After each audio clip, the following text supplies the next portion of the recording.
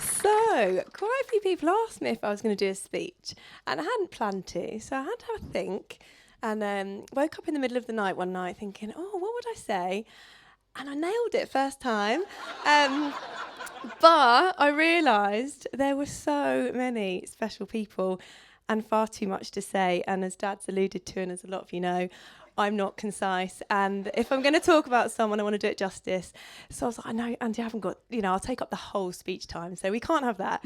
So I was like, no, I won't do a speech. And I knew that my husband would do a lovely job at saying lovely words and doing it a lot more concisely than me. So I thought I wouldn't. And then I decided that the one person he wouldn't talk about would be himself. So I thought I'd say a few words. And I'm sorry, John, because I know you said that'd be dull if I did that. But indulge me.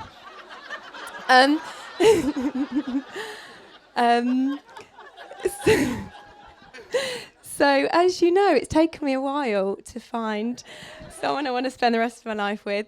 And I blame my dad and my brothers and my brother-in-law for setting the bar so flipping high that it was a really hard task to find someone good enough. And when I thought about it, I thought, you know what? Andy has got attributes of my favourite boys. And so I'm going to talk you through some of them. So Dad and Andy, as already been said, both went to Cambridge. They're extremely intelligent and wise, but even more humble with it, which is a beautiful thing. And as already been said, my memory's not brilliant, so I love hearing them talk about things. I love learning from them. I don't retain all that information particularly well, but hey, yeah, that's great. That's fine. They also claim to be introverts, but are the most wonderful people. They're so wonderful with people, and whether that's a one-to-one or a big group or whatever, they are absolutely brilliant, and something I really, really appreciate and admire. And then there's my big bro, Chris. Where's Chris? Chris and Andy, when that comes to mind, I think male anatomy. They're both a bit obsessed. Chris will draw a willy at any opportunity. Andy works with them on a day-by-day basis. And when I said to Andy early on, so why urology? He said, because it's a really good work-life balance. And I was like, actually, I'm going to take that. I've got you around at weekends, got you in the evenings. Brilliant. I'll take that as a specialty. And then Chris and Andy, also brilliant cooks. And I've enjoyed many a meal. I think so. Enjoyed many a meal by Chris and Anna. Some lovely nights with you guys. Cooking is Chris's thing. And so when we were talking about what I was looking forward to about getting married, I said, I'm looking forward to you cooking and actually having normal meals in the week.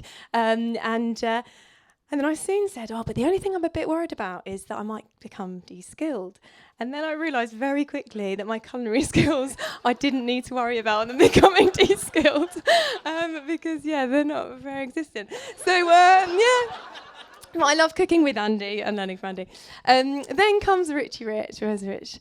I mean, they're both extremely handsome boys, aren't they? But when I think about Rich and Andy, I just think their love of life, their energy, their capacity is incredible. The amount these two boys get into a day, hence playing golf at 7 o'clock this morning, which I love. And they love sport. They love playing or watching any sport, potentially different levels of sport, but I still don't think that you're semi-pro at every sport you claim to be. But you are very talented, and I love that. And another thing you both have in common is your love for people. You are just brilliant with people, as I've mentioned, and also very cuddly, both of you, which I also enjoy. Then comes G, my brother-in-law. Thank you for your talk this morning. Brilliant. And when I think of Andy and G, I just think laughter. You can hear their laughs a mile off. They're distinctive. They laugh a lot. They laugh loudly. They laugh at themselves. And they make other people laugh a lot. And I've loved laughing with Andy. And G, you always make me laugh. And then the other thing is G and Andy both love talking about life and faith with anyone and everyone. And in a normal way, and I love that too. So Andy's got attributes of my favourite boys, but he thankfully is not blood related, and and he is his own individual person. I've never met anyone like him. So just to summarise, his love for God, as we've both mentioned, is so important in his life and will be in our marriage, and I love that, as my team know. I've been waiting for that. That's why it's taken a while. I love your love for people. He absolutely adores his parents, and I love that. And Sarah and Riggers and Finn and my family. His friends, he's got so many friends, and they love him to bits. They can say bad about him, but they speak very highly of him, and he's a wonderful friend to them. And then the reason we're here is he loves me. So will you stand up and raise a glass for the one and only Andy Gales?